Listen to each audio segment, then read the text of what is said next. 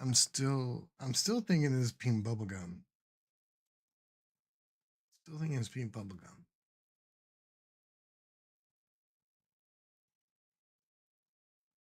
I'm leaning more towards pink bubblegum than cotton candy. I was absolutely certain of the cotton candy. But no, I wasn't because I kept saying pink bubblegum last video. But yeah, like, I don't know. I was thinking cotton candy briefly. I was thinking cherry. And I think I was thinking cotton candy because I saw other people commenting that the mystery Dubby flavor was cotton candy. But the more I drink it, the more I'm thinking it's pink bubblegum. And that's why it does that cherry thing to me. It's doing a cherry thing to me. Yeah. Do that cherry thing to me. Like the way you do that cherry thing to me.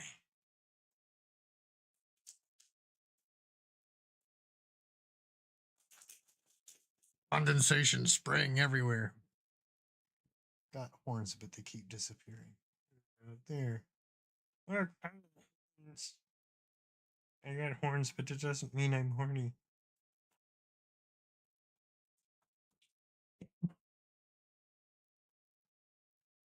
I swear I'm just shaking up my drink.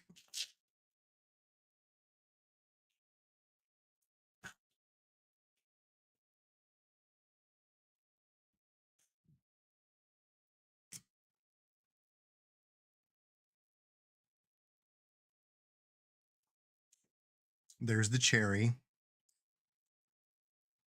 Like immediately cherry. And then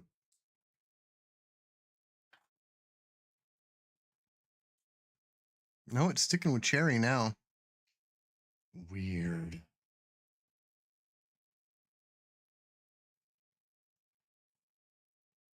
But then again, I went straight from coffee to green tea and tamales to this. So now all I taste is the cherry. I'm not tasting pink bubble gum at all.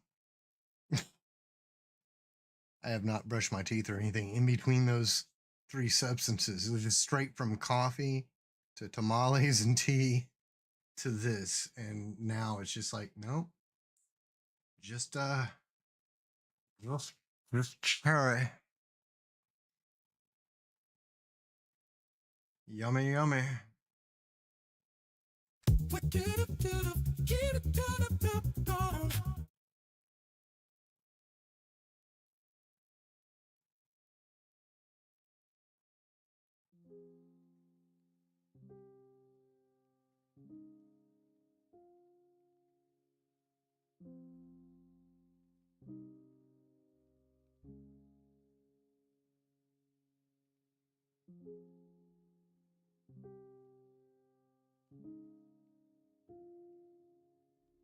Click, click. Door swings. Cute things. Dust bunnies shaking in their boots. We strutting crop tops, glitter boots, spray bottle halo, shining crown. We make your mess the talk of town. Tidy clean, don't be mean to your space. We're the queer little team serving face. From your floor to your ceiling, we slay that sheen. If it sparkles, then you know it's tidy clean. Tidy clean. Tidy clean. Calendar pack, still we sweep. We keep it tight so you can sleep. Pride flag waving while we wipe your freshest home. That's our type. So fresh. Tidy clean, don't be So mean to your fresh. space. We're the queer little team serving face. From your floor to your ceiling, we slay that sheen. If it sparkles, then you know it's tidy clean. Tidy clean. Tidy clean. You get the glow up, we get the gay up. Oh, when it's chaos, we turn the play up. Tidy clean, don't be mean to your space. We're the queer little team serving face. From your floor to your ceiling, we slay that sheen. If it sparkles, then you know So it's it's tidy clean. Tidy clean. Tidy clean.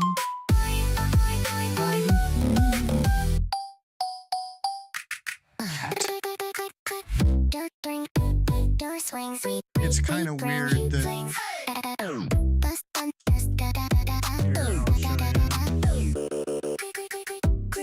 Door swings. We bring as you can see, on one side Dust bunnies shaking is the in their cat boots. drawing. We strutting crop tops, glitter boots. The real cat is right next to me. Shining crown, we make your mess the talk of There is the town. actual hoodie from the picture. To your space. We're the queer little team serving face. From your floor to your ceiling, we slay that sheen. If it sparkles, then you know it's tidy clean. Tidy clean. Tidy clean. Click, click, door swings. We bring Cute things. dust bunnies shaking in their boots. Click, click. Dust bunnies Bunnies shaking in the boots. We strutting crop tops, glitter Little boots. boots. Dust bunnies shaking Shaking in the boots. Dust Bunnies shaking in the boots. Dust bunnies shaking in their boots. Dust bunnies shaking in their boots. Dust bunnies Shaking in their boots. We strutting crop tops, glitter Little boots. boots. Spray bottle halo, shining crown. We make your mess the talk of town. Tidy clean, don't be mean to your space. We're the queer little team serving face. From your floor to your ceiling, we slay that sheen. If it sparkles,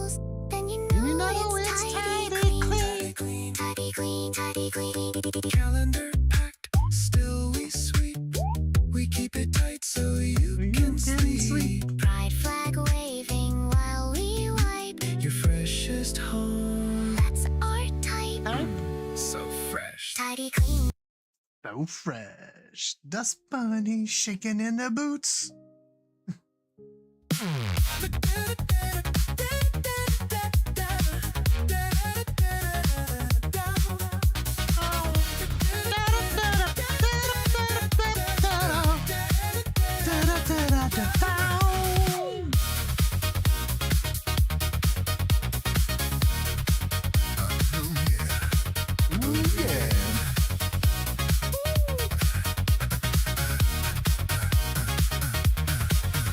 Well, the sun's gone down, but I'll be up all night. Yeah, my skin's on fire and the vibe is feeling right. Dress my best to take it off, feeling all kinds of free. If you're ready, I'm ready. Ooh, give it all to me. Pull on up, baby, come right on inside. Engine's hot, babe, and we got all night to ride. Take it slow, oh, don't wanna go too fast. Take all the back roads and make it last. I'm down to find out, baby, if you're down to fuck around, baby. Oh, tonight you're in luck. Back it up to the front, honey, come in the rear. You can park it like you want it here. I want to ride till I can't ride anymore. Take it down to the floor. Mix it up, babe. Everybody gets a turn tonight. I'm hard and ready. Ready, and you know my ass is tight. Sparks are flying, baby, sweat. So it is dripping. Come together, baby, slide in. It is slipping. Our minds ain't the New shirt. What's this? From the Kentucky shop. up until we're over. Boop, boop, boop, boop. Find out, baby, if you're down to fuck around, baby. Kentucky meat, baby. You're in luck. Open your mouth. I'm dripping salty and sweet. Don't From till you taste the heat. I want to feel me and you, fill me up with you. Fill me and you, fill me up with you. Fill me and you, fill me up with you. I'll come inside you. Please come inside me too.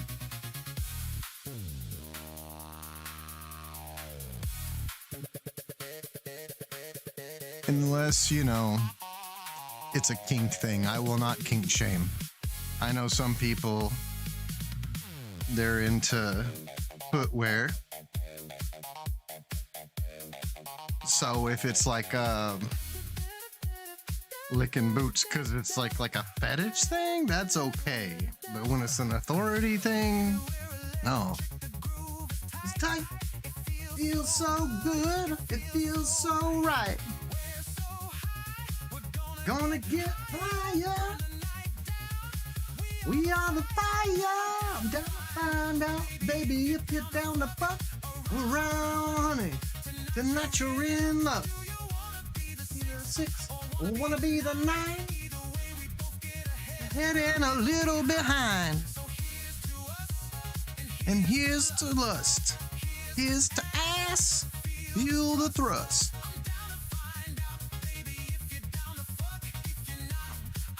Guess you're out of fucking luck.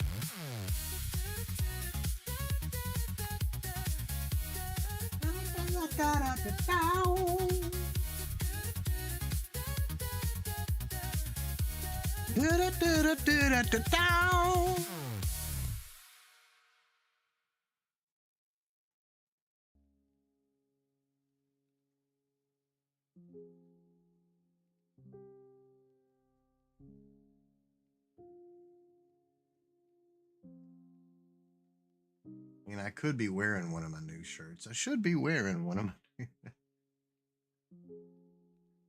Should. Which one? I don't know. I don't know.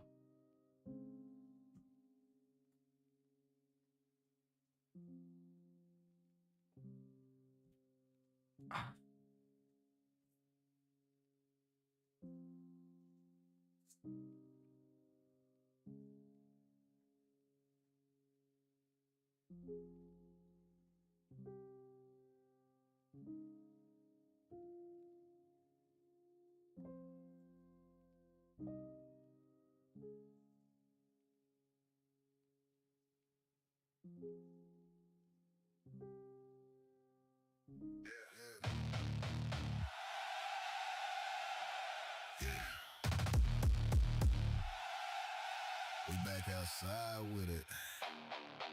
Say it with your chest. Fuck down.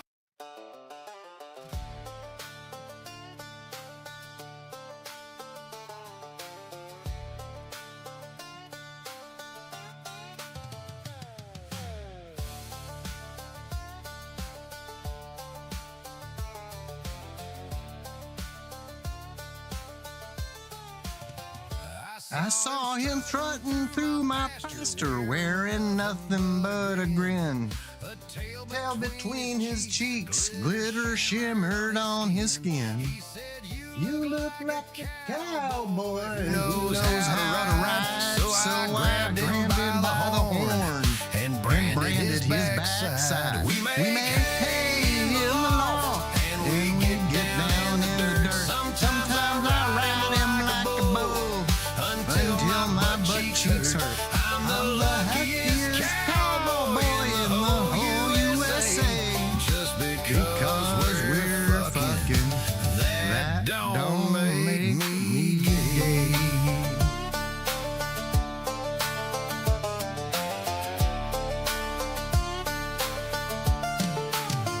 We hit the barnyard, swinging with the moon hanging low.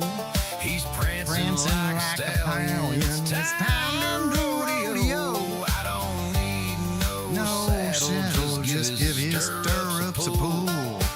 Bucking till the sun comes up and my little pony is full. We make hay in the loft and we get down in the dirt. Sometimes I ride him like a bull until my butt cheeks hurt. I'm the luckiest cowboy in the whole USA. Just because we're fucking, that don't make me gay. He's my rooster in the morning, cock crowing out my name. By noon he's squealing like a pig, making me go insane. In the evening he's my lamb, so soft and sweet to hold. But when the lights go out, he's one sweet ass to behold. We've christened every corn, from the coop to the shed. Left paw prints on the tractor and hoof prints on my bed. We've cornholed in the cornfield, even did it in a tree. He's not just a man, he's my sweet menagerie. We make hay in the loft and we get down in the dirt. Sometimes I ride him like a bull until my butt cheeks hurt. I'm the luckiest cowboy in the whole USA. Just because we're fucking, that don't make me gay. And now we finally got hitched, but we still ain't settled down. Some nights he's howling at the moon. Some nights you'll see me ride him round. I'm the happiest damn cowboy in the whole USA. Just because we're fucking, that don't make me gay. And we get down in the dirt. Sometimes I ride him like a bull until my butt cheeks hurt. I'm the luckiest cowboy in the whole USA. Just because we're fucking, that don't make me gay. We make hay in the loft. Sometimes I ride him like a bull until my butt cheeks hurt. I'm the luckiest cowboy in the whole USA. Just because we're fucking, that don't make me gay.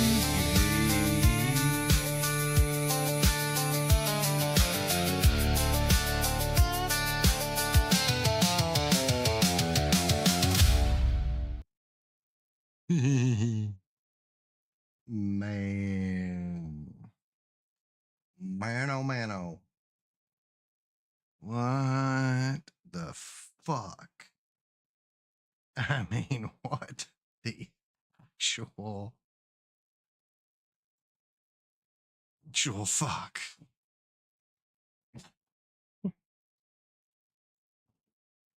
And there's a video attached to this that I am not going to show because it is an unedited, uncensored video of a murder. An illegal.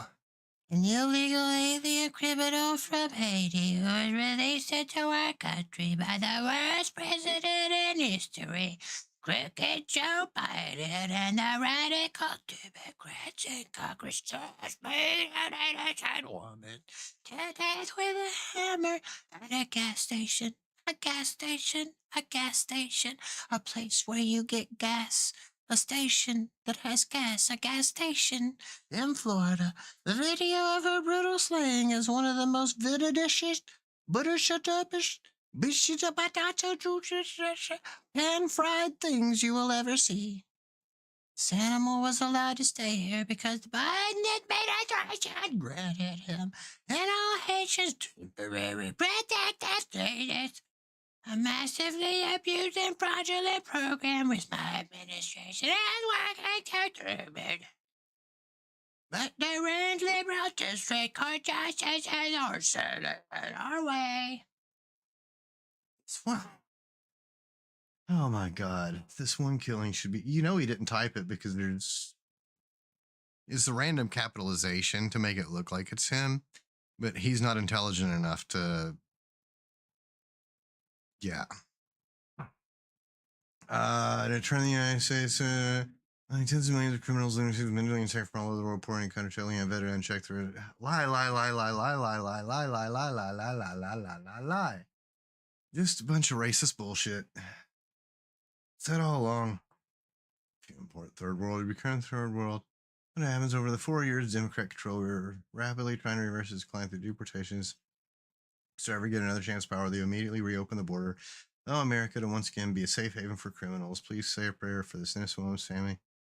I'm sure in case I don't reckon because of search it. But then he posted it. Because he's sick and deranged and racist. And yes, he's racist. And I dare him, I fucking dare him to sue me over calling him fucking racist. Swear to fucking God. I dare that low-life piece of trash to sue me for calling him a fucking racist. Because he is a fucking racist, low-life piece of shit. He's a fucking racist. He's a fucking racist. He's a fucking racist. Donald Trump is, for a fact, a racist.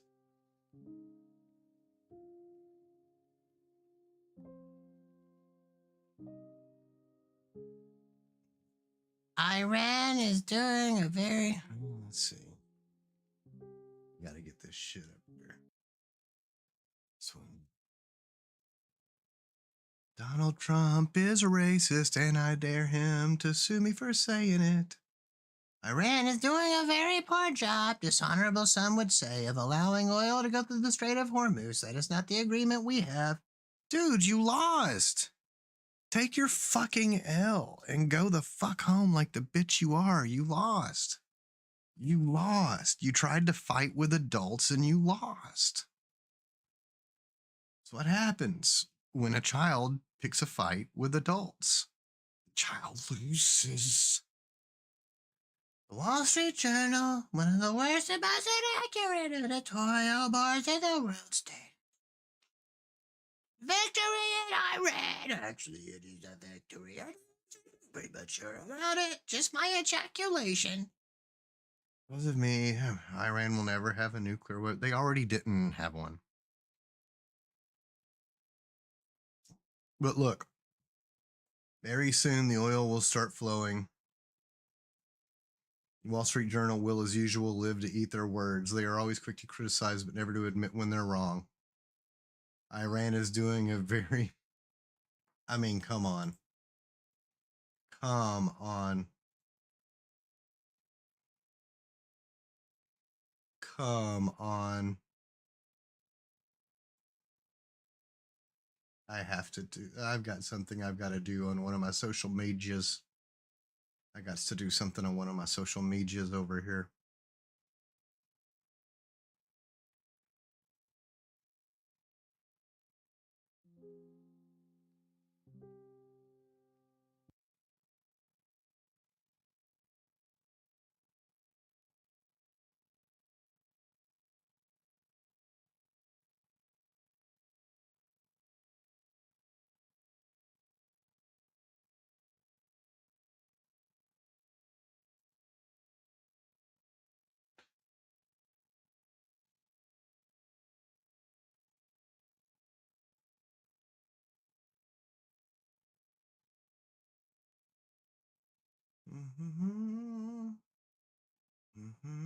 I actually am doing a thing. Let's see. While I'm doing this thing,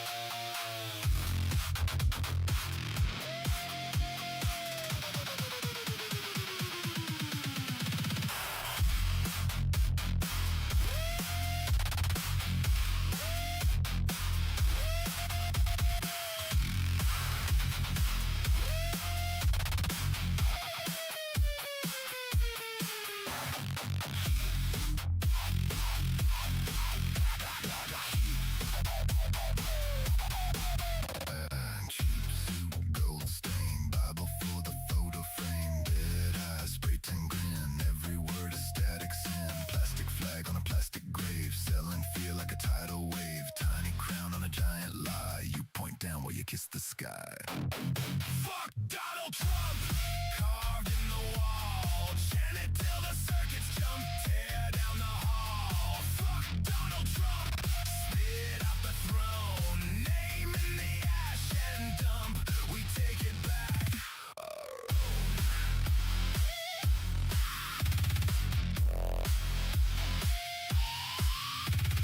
Border cage, barcode child. You call slaughter, law and trial. Game show glare, greed on loop. Feed the mob that eats its youth. Rich man tantrum, thumb on fire. Every post a poison wire. You sell blame like broken bread. We eat truth while you eat lead.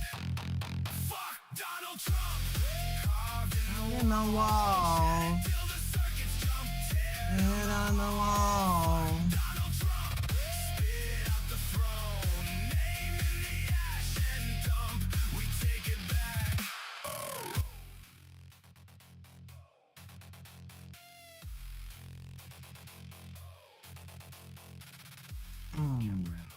Good God.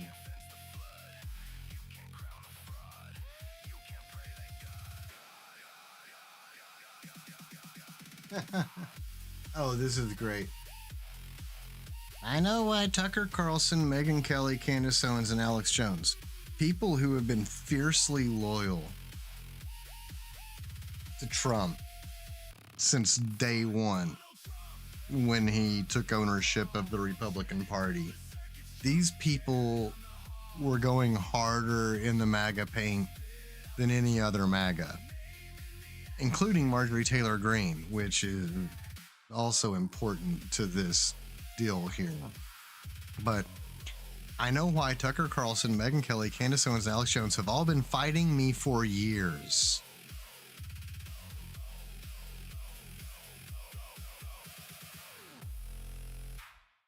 Tucker Carlson, Megyn Kelly, Candace Owens, and Alex Jones, and Marjorie Taylor Greene have been fighting Trump for years. In his mind, they've been fighting him for years. Just a few months ago, he was bragging about how smart and loyal and how great and how MAGA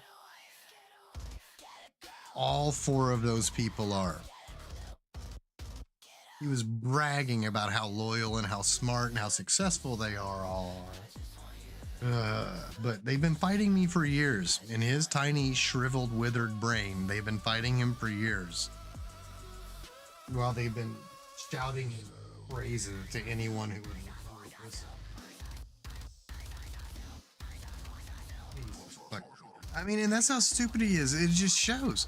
He's a dim-witted child who He doesn't even have the intellectual capacity to remember things for more than 30 seconds. They've been fighting me for years. Motherfucker's got dementia or on top of being dumb. Okay. Especially by the fact that they think it is wonderful for Iran, the number one state sponsor of terror, to have a nuclear weapon. No, that's not what any of them have said. That's not at all what any of them have said. They've all been pointing out that there was already a treaty in place that allowed us to do regular inspections and made sure that Iran didn't have a weapon, which they didn't. And then he threw that treaty away, which gave them permission to build a weapon if they fucking wanted to. And then he just comes out of left field and starts bombing them for no fucking reason. And he claims, oh, it's because they were making a weapon and I needed to make sure they'd never have a weapon. And now I've made sure they've never have a weapon again because I've bombed their nuclear program into the Stone Age. And then here he is just a little bit later, like, oh no, I have to go to war with Iran to make sure they never have a nuclear weapon.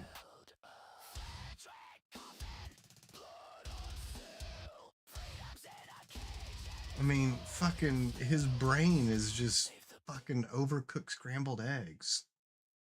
Jesus Christ. I mean, how do you get that fucked up in the head? And as fucked up as he is, though, he's got people following him, making excuses for the shit he says, trying to rationalize the shit he said. So as fucked up as he is, like, how fucked up do you have to be to defend and support the motherfucker if you're not getting paid? But even if you are getting paid, when he's gone, the money's gone, and you got no credibility, son. But anyway, because they have one thing in common, low IQs. Like I said a few months ago, these were the smartest people ever. They're stupid people. They know it. Their families know it, and everyone else knows it too. Look at their past. Look at their record. Oh, now he's saying all the stuff that leftists say. They don't have what it takes, and they never did. They've all been thrown off television, lost their shows, and aren't even invited on TV because nobody cares about them, which none of this is true. Ugh. But he's saying the shit that people on the left say, which is even greater. I love that even more. That he's literally just repeating everything that leftists and Democrats say about these people. They're nut jobs, troublemakers, and will say anything necessary for some free and cheap publicity. See, once again, that's what everybody on the left has been saying about him. But if you go and check, and I wish there was a reporter in one of the White House press pools who actually had a spine and some integrity, but it's just vermin. The White House press pool is nothing but vermin right now. Lowly little cockroaches and vermin. No one in there has any integrity, any character, any morals, or even a spine.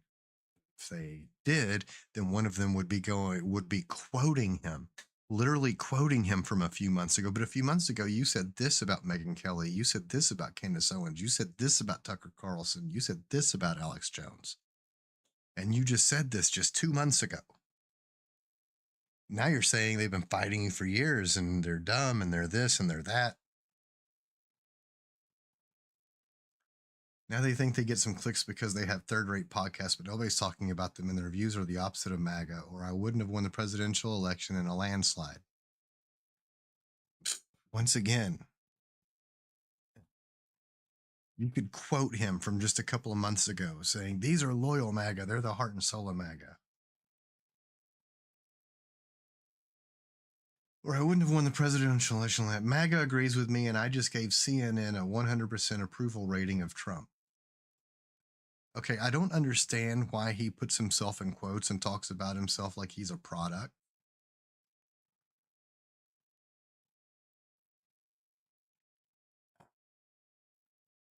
He's weird. He's fucked up. There's something seriously wrong with him. Like, seriously wrong. But yeah, just MAGA agrees with me, just gave CNN. Okay. MAGA gave CNN a 100% approval rating of Trump.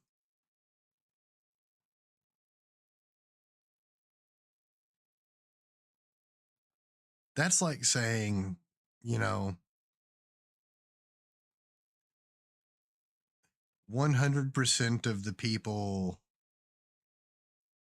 100% of the people playing in the park today approve of playing in the park today.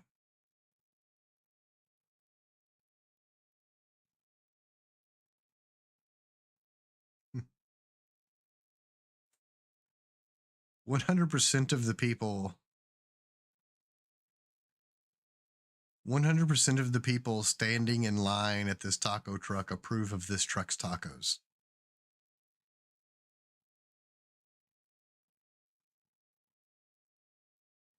One 100% of the people partying at this rave approve of partying at this rave.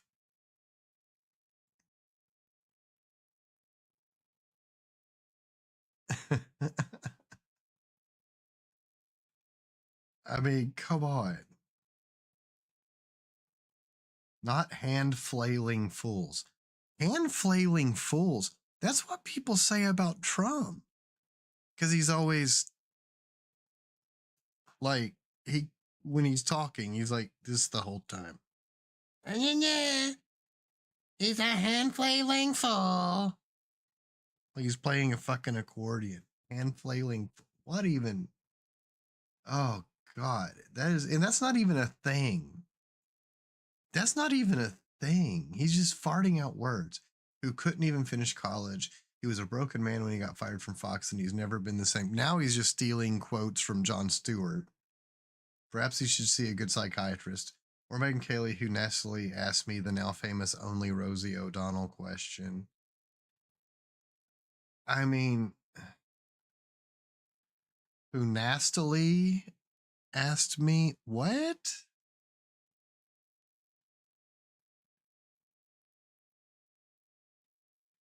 No, what she asked him was she quoted a lot of the things that he says about women and pointed out how he always makes misogynistic attacks on women. And then he said, "No, I only say that about Rosie O'Donnell." See, he's a pussy. He's a pussy ass whiny baby wimp. God, he's such a fucking wimp. And that's what makes me absolutely sick. Of everybody in power in this country, all the corporate people, all the media people, whether they be reporters, network heads, everybody, anyone who comes into his circle, pussies, just like him. And he's a pussy too. But if you put like someone like me on the stage with him, I'd show you what a pussy he is. Motherfucker's twice my height. I guarantee you I'd have him running off the stage begging for his fucking Secret Service to protect him, and I wouldn't even have to lay a hand on him. I could just talk mean and he would cry and run away. He's a fucking pussy. And that's why I hate all these fucking, I won't even call them reporters. They're cockroaches, is what they are. They're whores. They're whores. They're just doing dirty work for money. They're servicing, and I think it's legitimate to call them sex workers because they're getting paid to pleasure these people because they don't do actual reporting. Oh. Let's see. Crazy Candace Owens, who accuses the highly respected First Lady of France of being a man when she is not, and will hopefully win lots of money in the ongoing lawsuit. Even though if you go a few months back, you'll find him laughing about the accusations and kind of like supporting it. Actually, to me, the First Lady of France is a far more beautiful woman than Candace. In fact, it's not even close. See, once again, you go a couple of months back, he's saying the exact opposite. But there's not a single cockroach in the press pool who has the balls or the integrity. I won't even say balls. Who has the courage or the integrity or the character to point this out to Levitt or him. Bankrupt Alex Jones, who says some of the dumbest things, lost his entire fortune as he should have for his horrendous attack on the families of the Sandy Hook shooting victims, ridiculously claiming it was a hoax. Once again, just a little while ago, they were best friends. The so-called pundits are losers, and they always will be. Now, fake news, CNN, the failing New York Times, and all the other radical left news organizations are hailing them. God, he uses quotes on everything. He's so stupid. That's what a low IQ person does. Because they think that using the quotes makes the sentence look smart. And it's like, no. It just shows that you don't know how quotes are supposed to be used. All you're doing is showing me that you don't even know how they're what their purpose is. The so-called pundits are losers. They always will be. They're not MAGA. They're users trying to latch on to MAGA. As president, I could get them on my side anytime I want to, but when they call, I don't return their calls because I'm too busy on world and country affairs. And after a few, and like, what is this? He's capitalizing. And after a few times, they go nasty, just like Marjorie, quote unquote, Trader Brown. Yeah, because green turns to brown under pressure. I don't, what, God, he's such a, I no longer care about that stuff, which is why you just typed out 9 books about it. I only care about doing right for our country. MAGA is about winning and strength, which is why you whine like a little pussy bitch all the time. And not allowing Iran to have nuclear weapons. MAGA is about making America great again. These people have no idea how to do that, but I do, because the United States is now the hottest country anywhere in the world. President, pussy ass bitch. What is this? What even is this?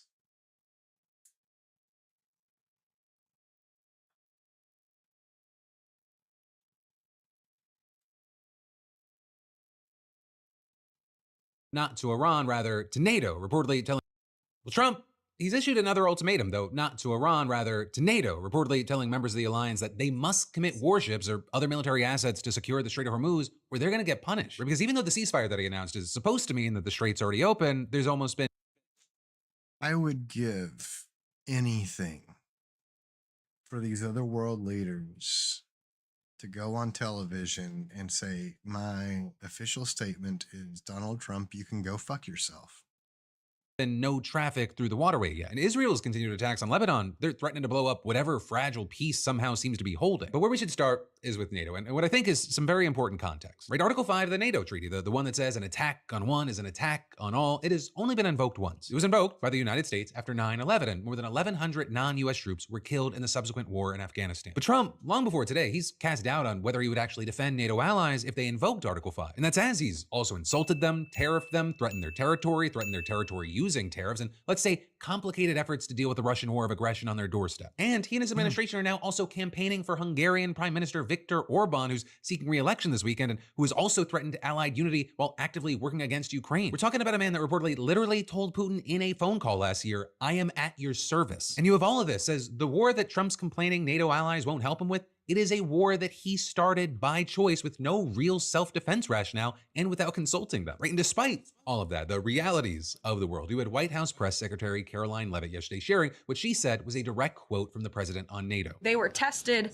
and they failed. Leavitt also, at the behest of the president, accused members of the alliance of turning their backs on the American people and said that Trump was looking forward to having a very frank and candid conversation with NATO Secretary General Mark Rutte, with the secretary arriving to address Trump's so-called concerns about NATO's refusal to get involved in the war. And he's been called kind of the Trump whisperer for his ability to deal with the president, an ability that seems to just be his willingness to shamelessly kiss Trump's ass in public and in private. An approach, I'll say, that has been increasingly criticized by some NATO members, especially for his decision to support the Iran war. Except this time, it didn't seem to work, with Trump writing on social media after the meeting, NATO wasn't there when we needed them, and they won't be there if we need them again. Remember Greenland, that big, poorly run piece of ice. But Rutte, he didn't let that stop him, telling CNN that he can see Trump's point, that he... So apparently this is the thinnest, most durable phone case ever.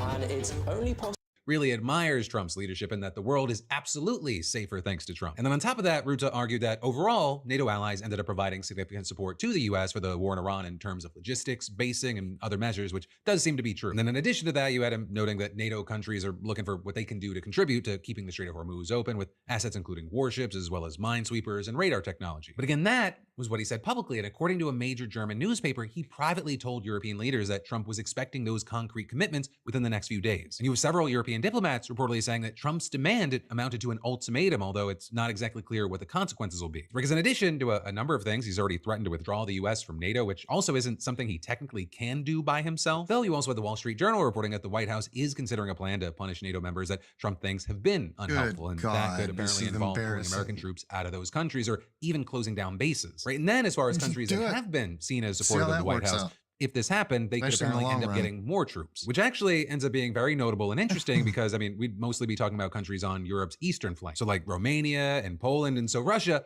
probably wouldn't be a huge fan of that. Although to be very clear, the fallout from the Iran war has largely benefited Putin. It has served as a fantastic distraction from his war in Ukraine, and it's driven up oil prices. You have Reuters reporting today that Russia's main oil revenue, it's going to double to $9 billion this month thanks to the oil and gas crisis triggered by the US and Israeli attack on Iran. And of course, any potential upside for NATO countries, it's not offset by the damage that Trump may be doing to the alliance overall. And while we don't know exactly which countries Trump's talking about, some strong contenders on the list, Spain would probably be at the top of the list, but it's the only country that hasn't agreed to spending 5% of its GDP on defense. It's denied the use of its bases and airspace for planes involved in the war, and its prime minister has been especially outspoken in his criticism of the conflict. With him saying in a post after the so-called ceasefire began, this momentary relief cannot make us forget the chaos, the destruction, and the lives lost. And saying the government of Spain will not applaud those who set the world on fire just because they show up with a bucket. And actually today you had him calling for the EU to suspend its association agreement with Israel, saying that Netanyahu's contempt for life and international law is intolerable. And actually since then, several European officials, including from Spain, but also the UK, France, Italy, and the EU, they have slammed Israel for their continued assault on Lebanon. With, for example, Italy's foreign minister describing the attacks on Lebanon as unjust.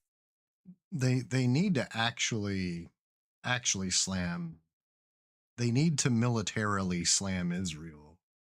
Like, I would laugh my ass off if I woke up one day and the headline read that like fucking every country in the region is just fucking just striking Israel like a swarm of fucking wasps. Just from every fucking direction. My God, the people would just, talk about people rising up against their government. Oh my God. I tell you what, that would definitely end the religious reign in that country. And that would definitely end the theocracy in that country. Oh, but the ruling party, oh my God, nobody would want anyone like Netanyahu and that's the funny thing. I would love to like be a reporter and get an opportunity to ask the actual president of Israel. So how does it feel knowing that nobody on the planet knows who you are or that you even exist because everybody assumes Benjamin Netanyahu is the leader of Israel forever? The permanent dictator of Israel. How does that feel? Knowing that you're useless and irrelevant. And if you disappeared tomorrow, nobody would even know because they don't even know you exist. But yeah, that would be hilarious. Just fucking just every country in the region just stands up at the same time and is like, all right, Israel, shut the fuck up, go the fuck away. Send them all heading for the hills. Justified and unacceptable, and adding, we want to avoid there being a second Gaza. But as we've talked about, the US and Israel, they've argued that the ceasefire does not cover Lebanon. And that's even though Pakistan's prime minister, who mediated the talks and the ceasefire, said in his post announcing the truce that it applied everywhere, including Lebanon and elsewhere. And that ends up just being one of the reasons you have many wondering, is this ceasefire real? Is it actually going to hold on? Because the two sides aren't even agreeing on what they agreed to, at least in public. Because when Trump announced the deal, he claimed that the US had received a 10-point proposal from Iran that provided a workable basis on which to negotiate. And people were immediately confused because he had previously said that a 10-point plan that he received from Iran was not good enough. And then when Iran released what they said were the 10 points, they included not only an end to the war in Lebanon, but demands that the US would seemingly never accept. We're talking about things like the withdrawal of American troops from the region, continued Iranian control over the Strait of Hormuz, and the acknowledgement of Iran's right to nuclear enrichment. And so with that, the White House denied that the 10-point plan released by Iran was the one that Trump had been referring to. And so you had Caroline Leavitt calling the proposal that Iran presented fundamentally unserious and completely unacceptable, and adding, it was literally thrown in the garbage by President Trump and his negotiating team. She also claimed that Iran had indicated a willingness she's to give super up uranium honest. as part of the agreement, and then Trump, for his part, followed up with a characteristic late-night post on social media saying, "The failing New York Times and fake news CNN each reported a totally fake 10-point plan. All 10 points were a made-up hoax, evil losers." No. And you had Vice President No, they J.D. weren't. Vance telling reporters in Budapest that there were actually 3 10-point proposals that were going around. One that he said was probably written by ChatGPT that went straight in the garbage. A second one that was much more reasonable, which he said was the one that Trump had been referencing. And then a third one that's even more maximalist than the first one that's been floating around on various social media channels. Vance also said that Israel has offered to, quote, check themselves a little bit in Lebanon because they want to make sure that our negotiation is successful, and adding, "I think that's the Israelis trying to set us up for success," which is definitely a take considering the Israeli What? military reportedly killed more than 300 people in Lebanon yesterday. It made yesterday the deadliest day of the war for the country yet. And Iran has said that those attacks must stop, saying that Lebanon was included in the ceasefire and standing by the version of the 10-point plan that the Trump administration says is fake. With the country's Speaker of Parliament accusing the US and Israel of violating the ceasefire with not only the attacks on Lebanon, but also by allegedly violating its airspace and denying Iran's right to enrichment. And then today, in a follow-up statement focused on Lebanon, he Everybody needs to understand that, like, it's not even a matter. Like, there is no, like, oh, I'm suddenly pro-Iran. It's like, look, here's more evidence on top of evidence on top of evidence on top of evidence that this administration is just a pile of lying shit. You can't trust shit that comes from them. I mean, like, you can't even trust J.D. Vance when he says his name is J.D. Vance, because it isn't. Name is Bowman. It's like John David Bowman, something like that. The whole Vance thing is, even that's a fake name. You can't trust anything. You can't trust anything.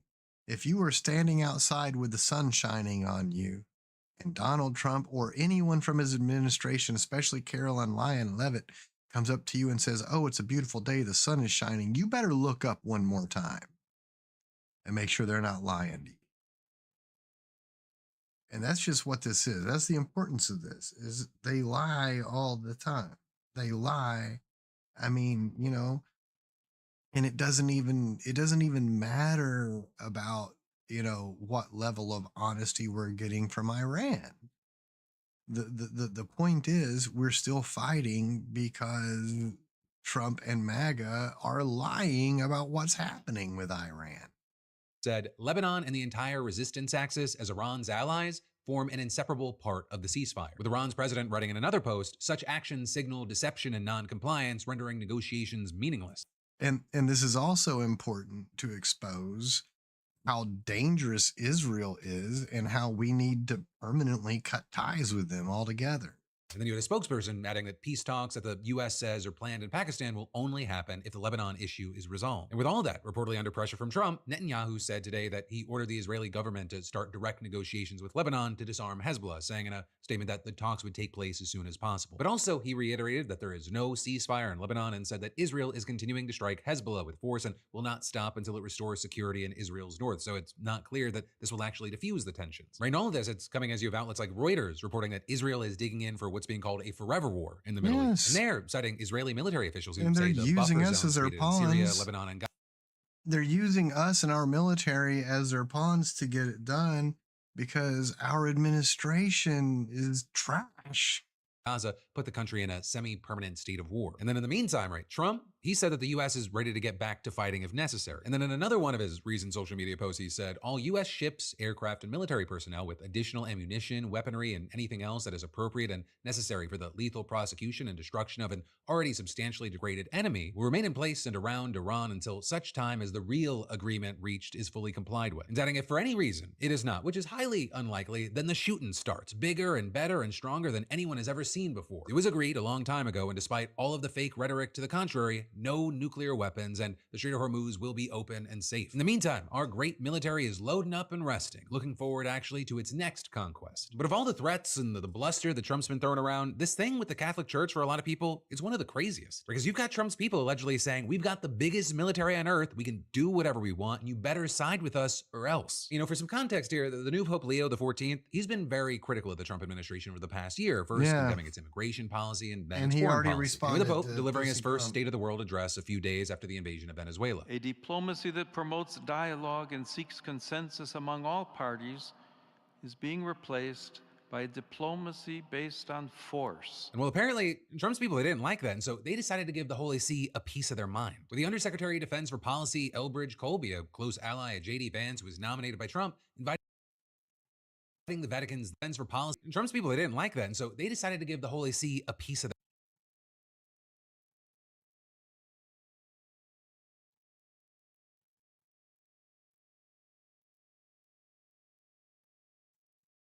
their mind. With the Undersecretary of Defense for Policy, Elbridge Colby, a close I feel ally of LAZ J.D. was- Vance, who was nominated by Trump, inviting the Vatican's then envoy to the U.S., Cardinal Christophe And they Pierre, said nope. to the Pentagon for a meeting. And then, according They to the Free said nope. Press, Vatican officials claim that the War Department's brass picked apart the Pope's speech, taking issue with what they understood to be a challenge to Trump's so-called Don Roe doctrine, with the sources describing it as a bitter lecture which warned them that the United States has the military power to do whatever it wants, and this is describing it as a bitter issue with what they understood to be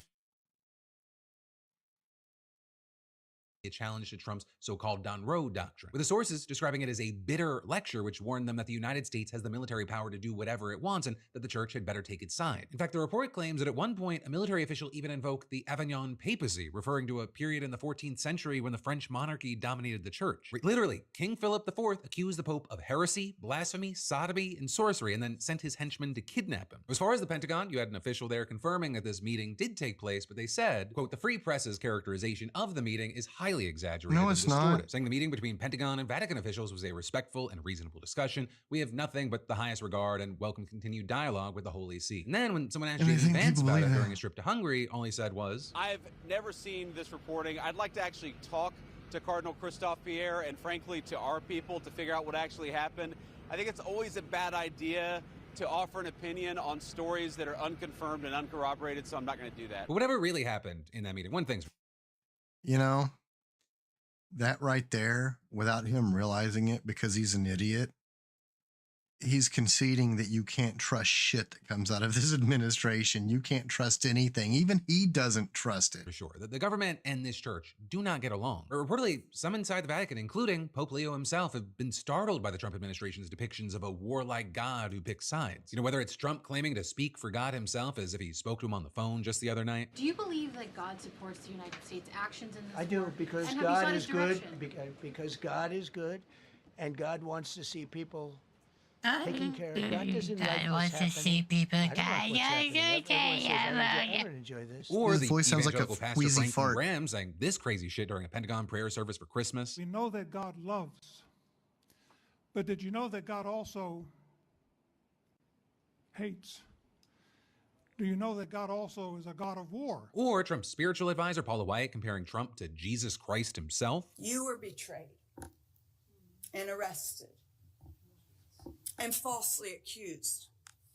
It's a familiar pattern that our Lord and Savior showed us. And I believe that the Lord said to tell you this. Because of his victory, you will be victorious in insane. all you put your hand to. Or just yesterday with Pete Hegseth thanking divine intervention for the brief ceasefire. Our troops, our American warriors, deserve the credit for this day. But God deserves all the glory. Tens of thousands of sorties, refuelings, and strikes carried out under the protection of divine providence. A massive effort with miraculous protection. God is good. Meanwhile, over in Rome, Pope Leo has consistently delivered the exact opposite message, saying on Palm Sunday, Fratelli, sorelle. Brothers and sisters, this is our God, Jesus, King of peace, who rejects war, whom no one can use to justify war. He does not listen to the prayers of those who wage war, but rejects them, saying, even though you make many prayers, I will not listen. Your hands are full of blood. Le vostre mani grondano sangue. right? And then saying on Easter Sunday, Chi ha in mano Let those who have weapons lay them down, he said. Let those who have the power to unleash wars choose scelga la peace.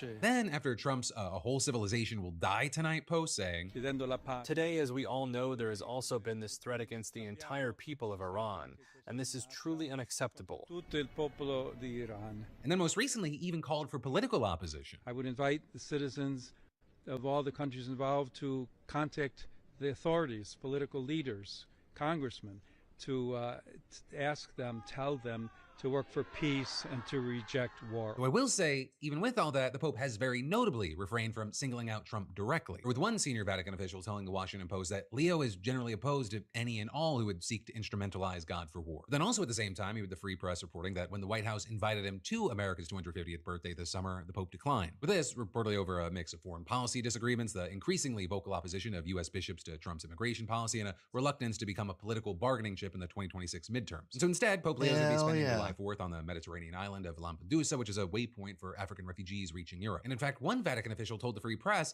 the Pope may well never visit the United States under this administration, which, is about as clear of a message as you're going to get here, though still, these more direct criticisms, they tend to come from bishops and others that are underneath the Pope rather than Leo himself. And actually, recently, we've seen some right-wing Christians totally tearing off the kid gloves. Or you have Candace Owens outright claiming and Tucker Carlson strongly implying that Trump and his administration are satanic. And actually, speaking of which, Owens said in response to the Free Press report about the Pentagon meeting, assuming this is true, we need to know who specifically in the White House threatened the Vatican envoy. The actual names of the individuals involved should be known to the public. So it seems now that the political opposition to Trump, at least in part, even from those within his own party, is increasingly becoming a religious opposition. Especially as Trump and Hegseth, whether it be behind the scenes or with all the moves they've been making out in public, seem to be trying to treat America like it is a rogue religious state. Well, obviously, we're all monitoring the situation as far as the short-term consequences. I mean, it's still too early to judge right now what this might mean for the electoral prospects this year and in 2028. And then there's more that we've got to dive into in just a minute, but let me thank a sponsor first and say, the hardest part of launching something, it's usually not the idea, it's getting out of your own way. And, you just got to let that sink in, right? If you've been waiting for the right time to launch your side hustle, your business site, the time's now. Because, I get it. Building your website, it can feel way bigger than it actually is or has to be. But thanks to today's sponsor, Squarespace. Welcome to Strike Gently. We sell pins. Let's check out some of our best sellers. The Howdy Frog pin would like to tell you that we design. That excuse is officially gone. Like, it just couldn't be easier to start showcasing or selling content. Let them know we sent you. But then, diving right back into the news, Pam Bondi was fired as Attorney General. She was subpoenaed to testify about the Epstein files. And now the Trump DOJ is trying to get her out of it, arguing that since she's technically no longer the AG, the subpoena doesn't apply. Which is crazy. Some would argue even it looks like bullshit because it appeared that even though she was fired, she would have to appear before the House Oversight Committee is scheduled. In fact, the committee's ranking member, Robert Garcia, said at the time, she will not escape accountability. She must answer for her mishandling. Oh, she doesn't work here anymore, so the special treatment she is given Ghislaine Maxwell. She can't be tried for what she did making their while she was working General here. Patrick Davis sending a letter to committee chairman James Comer Yeah, that makes arguing sense. Ms. Bondi no longer holds that office. As a result, because Ms. Bondi no longer can testify in her official capacity as Attorney General, the department's position is that the subpoena no longer obligates her to appear on April 14th. We kindly ask that you confirm that the subpoena is withdrawn. And so their logic, or you could argue their argument that they don't actually believe in, is that she is not AG anymore, and so the subpoena to the AG does not apply to her. So far, the committee doesn't appear to be going along with it. You had a committee spokesperson saying they will contact Pam Bondi's personal counsel to discuss next steps regarding scheduling her deposition. Republican Nancy Mace posted on Twitter that the subpoena was for Bondi by name, not by title, and adding,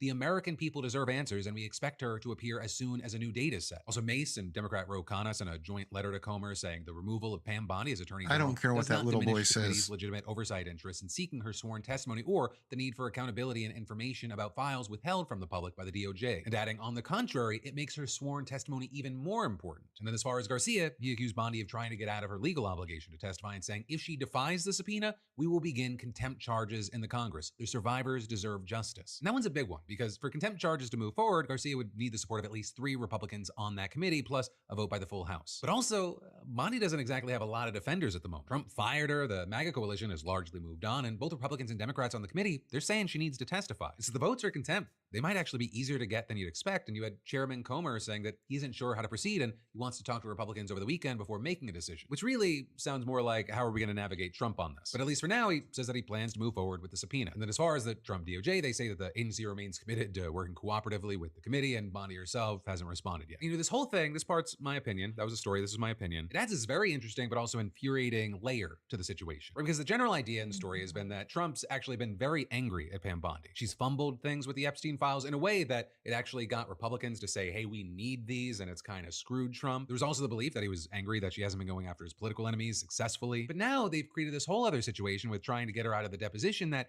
it seems like maybe firing her was a way to try to cover things up. And that's just going to I guess the rest of the Congress does. It's most likely. But also, while we're largely waiting, if we're being scenario. honest, to see what the Republicans do here with Congress, because rights, we're all going to see how effective it was. Because mail-ins, and largely waiting, if we're being honest, to see what the Republicans do here with Pam Bondi. We then have to talk about how Republicans in Virginia are trying a whole new approach to keeping their seats in Congress. Because Republican PACs in Virginia are sending mailers to black voters with Klan imagery, invoking Jim Crow and the civil rights movement to convince them to vote against a redistricting referendum that would protect black representation. And we're all going to see how effective it was because the referendum is just around the corner. Early voting has already started. April 21st is the day that it goes down. And the referendum, it's going to decide whether the state will redraw its congressional district maps. If it passes, it would create 10 districts whose voters favored Kamala Harris in 2024 and 1 that favored Trump. It would also ensure that Virginia's 2 black representatives keep their seats. Bipartisan maps would then be redrawn in 2030. And with all this, the Republicans not the claiming that redistricting. the new maps would disenfranchise rural voters by tying them to liberal districts. The stakes, they're huge and straightforward. This referendum, it could lock in a significant Democratic we don't advantage like for it when you do it to congressional us. delegation heading into the midterms. Right, and that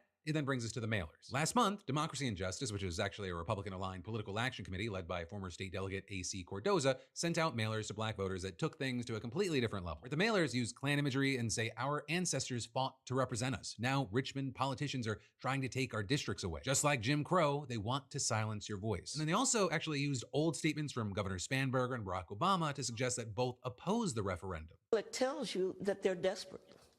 They're desperate to try to confuse individuals. All of the deceitful lies and propaganda that they're publishing.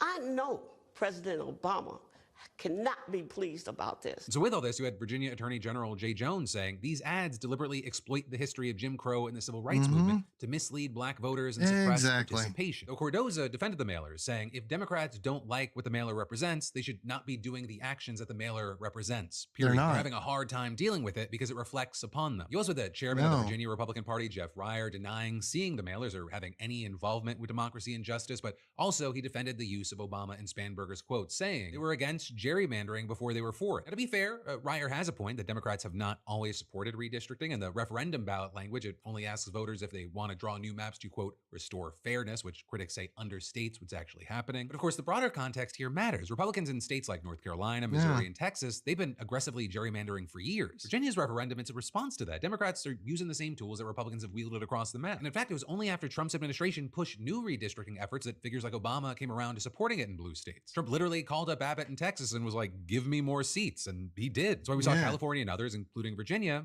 making the move. It was a response, and actually now you have officials asking Obama to visit Virginia to make his current position very, very clear. Right, and that is, Spanberger has been very direct, saying, I have made it very clear that I support a yes vote. There are 7-figure ad buys with my face direct to camera encouraging people to vote yes. Right, and a big part of why Democrats are concerned is that the polling on this is very close. Well, polls show that 79% of black voters and 72% of voters overall understand that the redistricting would benefit Democrats. Only 52% of voters overall support it. And so with a margin that narrow, misleading mailers targeting communities that are expected to most likely support the referendum, it could absolutely tip the scales. So that's why you've got folks like Representative Robert C. Scott saying the problem with misinformation is if you don't respond to it, people will believe it. So we got to spend time responding to this nonsense when we should be out campaigning. Well, Democrats, they've raised nearly $50 million for their efforts. Republicans, they're seeing more cash flow on their side as well, and the money being spent debunking propaganda money, it's not being spent on turnout. And again, a thing that we always have to come back to, weekly $500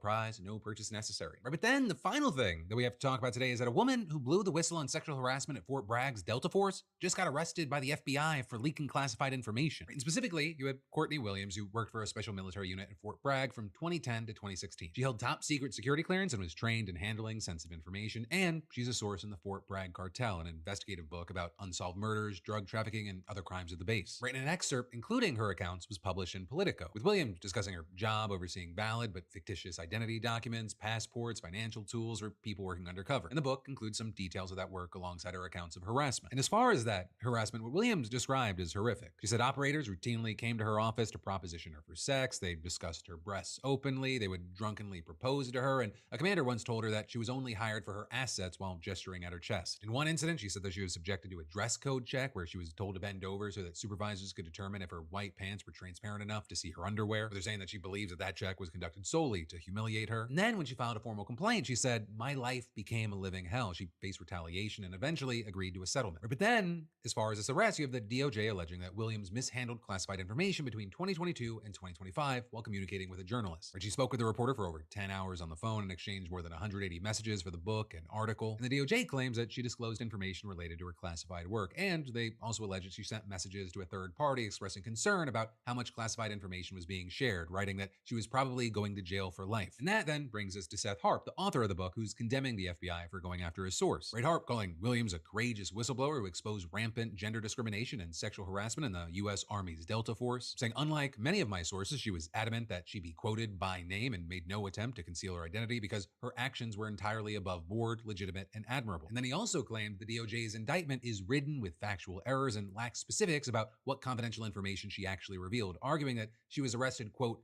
not to protect such information from disclosure, but to retaliate against a woman who only sought to improve workplace conditions for female soldiers. And then he made an argument that's hard to argue with, saying, while the FBI was monitoring my phone and investigating Courtney on vague and weak charges, the perpetrators of half a dozen murders involving Fort Bragg soldiers involved in the drug trade have gone entirely unsolved, saying a real police agency would go after real criminals instead of engaging in this sort of penny anti-political theater. As far as FBI Director Kash Patel, he framed this as a deterrent, saying this case should serve as a message to any would-be leakers. We're working these cases and we're making arrests. This FBI will not tolerate those who seek to betray our country and put Americans in harm's way. And it's also important to remember that this comes in a broader context, right? Trump has been explicitly threatening to arrest reporters who publish classified military information. And specifically, and recently, you had him going after reporting that detailed the status of the pilots whose jet was shot down over Iran. We have to find that leaker because that's a sick person. Probably didn't realize the extent of how bad it was. I can't imagine that the person did, but we're going to find out. It's national security, and the person that did the story will go to jail if he doesn't say. We think we'll be able to find it out because we're going to go to the media company that released it, and we're going to say, national security, give it up or go to jail. Right, and in response to that, you had people like the executive director of the Night First Amendment Institute responding, saying President Trump's threat should be understood as an effort to intimidate the press and to prevent journalists from doing work the public needs them to do. But with all that, for now, we're gonna have to wait to see what happens with Williams. Her fate, it's uncertain, and there is a real question about classified information here. Williams had top secret clearance. She discussed aspects of her job with a journalist, and if she disclosed operationally sensitive material, that is a legitimate legal issue regardless of her reasons. And in the meantime, we also have to take in the full context. This is a woman who was sexually harassed at one of the most elite military units in the country. She filed a complaint, was retaliated against, she then settled, and then she told her story by name with no attempt to hide. She talked to a journalist about the discrimination she faced as part of his larger investigation into crimes at the base, including unsolved murders that have apparently not been prioritized. And so the FBI's response wasn't to solve those murders. It was to monitor the journalist's phone and arrest the woman who talked about being harassed. Meanwhile, you got a president that's threatening to jail reporters. You have an FBI director and administration making it clear that if you speak to a journalist about what happened to you and you ever held a clearance, which party gets hit with more charges and lawsuits and convictions for sexual harassment, sexual battery, and assault?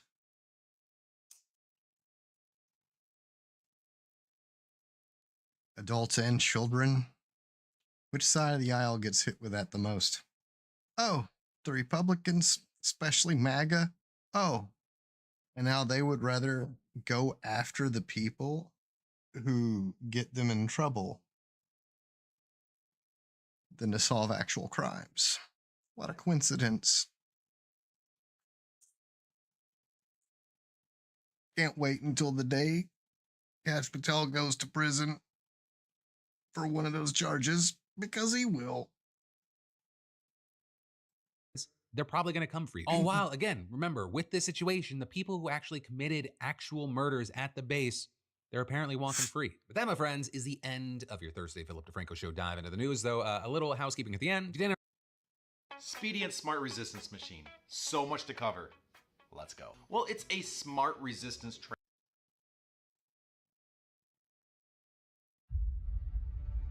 Hey, Frank. How you doing, brother?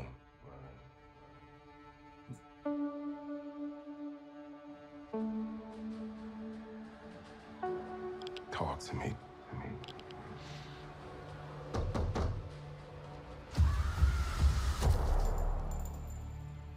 What's going on? What's going on?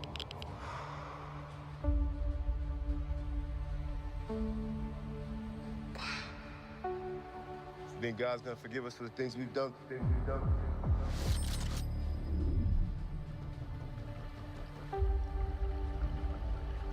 I'm not sure about me. But you ain't got a fucking chance. That's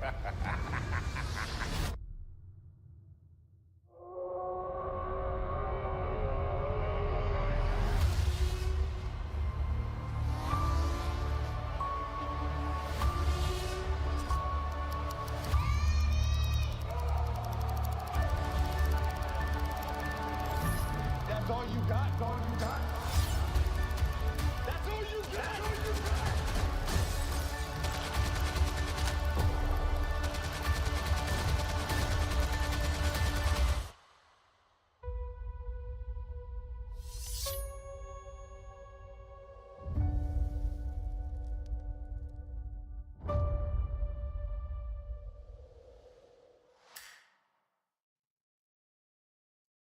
We need for the Punisher to finally become the fucking Punisher. Oh, this is the My general take on all of this stuff, from climate change to gender dysphoria to all of these issues, is bring out the science and then let's hash it out. I think that the problem I'm seeing on a lot of sides what is your motivation? why? Why does that matter? Neil deGrasse Tyson is going up. Well, because your motivations have to be honest for it to even be an honest debate or an honest premise. Bring out the science, and that's the problem too. Bring out the science, and then we'll debate it. Okay, and what are your qualifications? What are your qualifications for that debate? Once we start bringing out the actual science, what are your qualifications for that debate? Do you have lived experience? Do you have actual scientific knowledge? Well, if not, then shut the fuck up. You don't matter.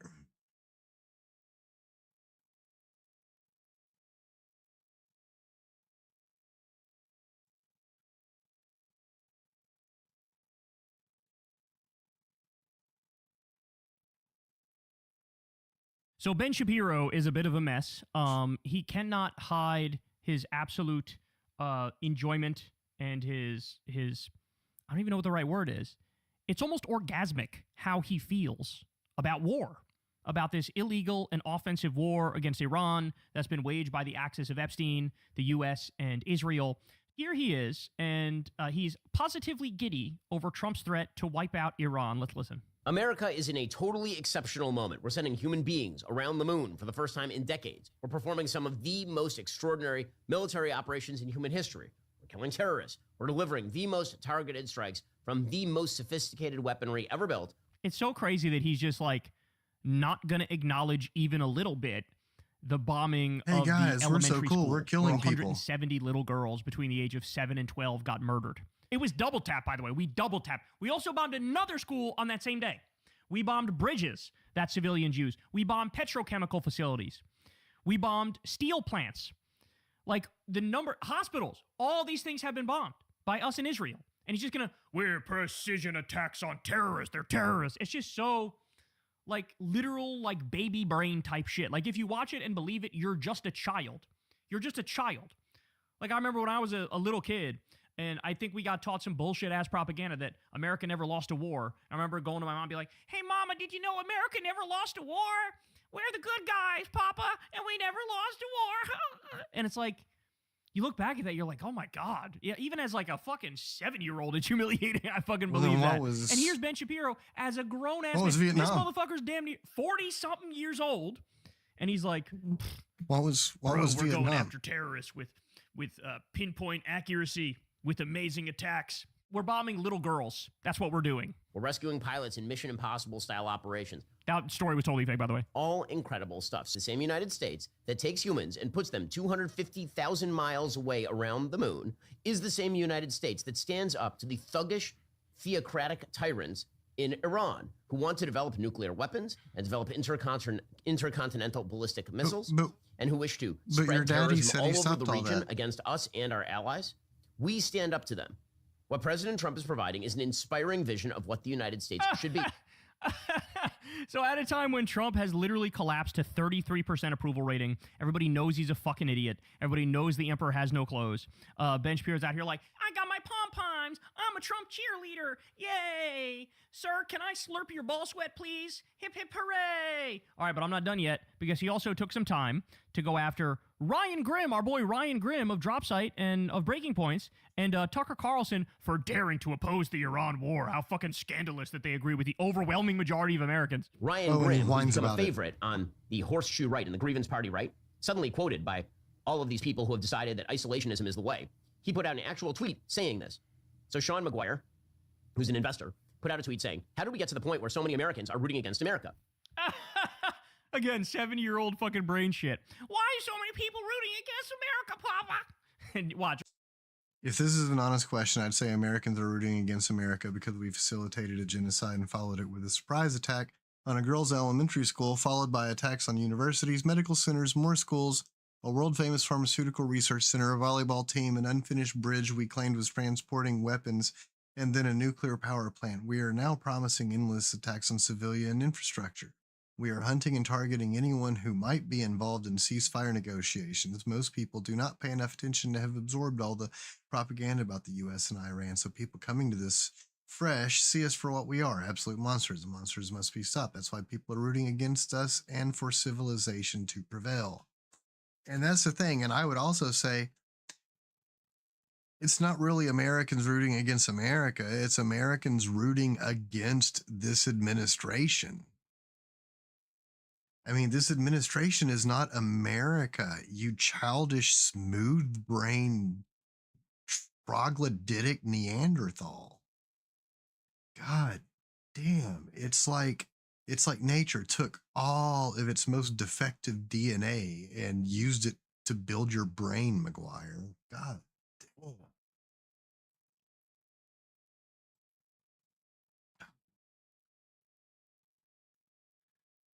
Let's see.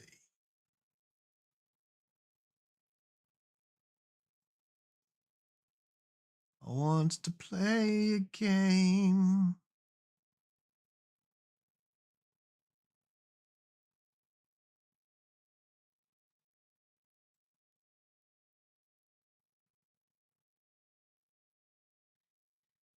Mm-hmm.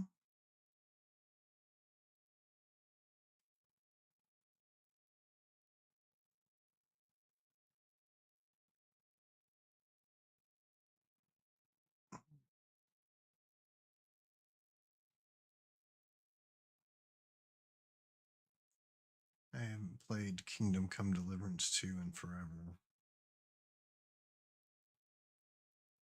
And I still haven't finished it.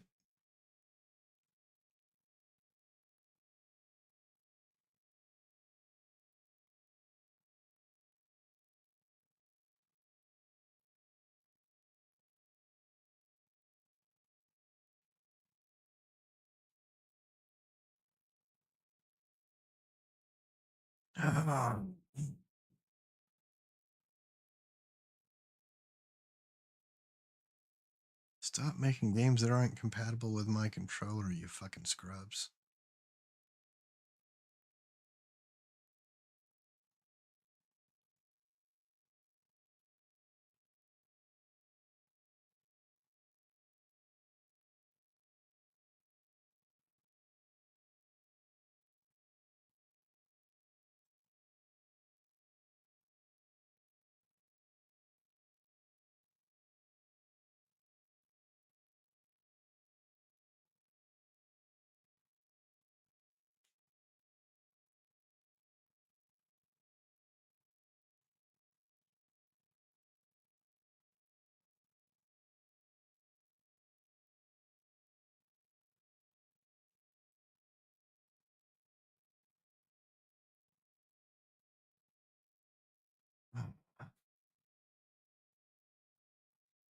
Let's see.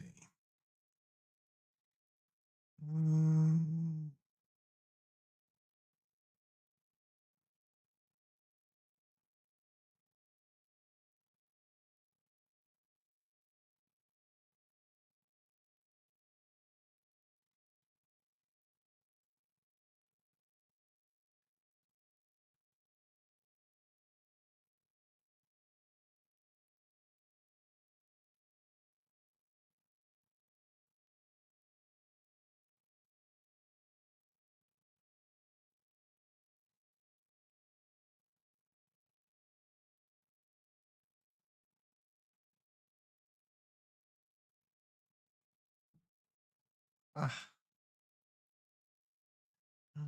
CP will be.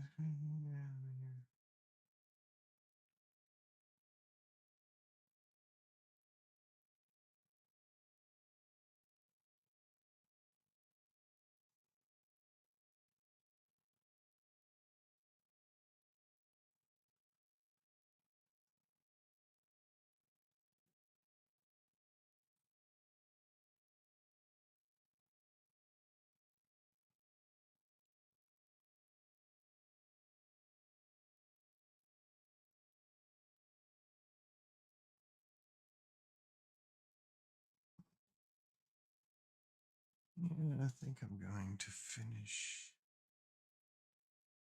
RoboCop. Unfinished business.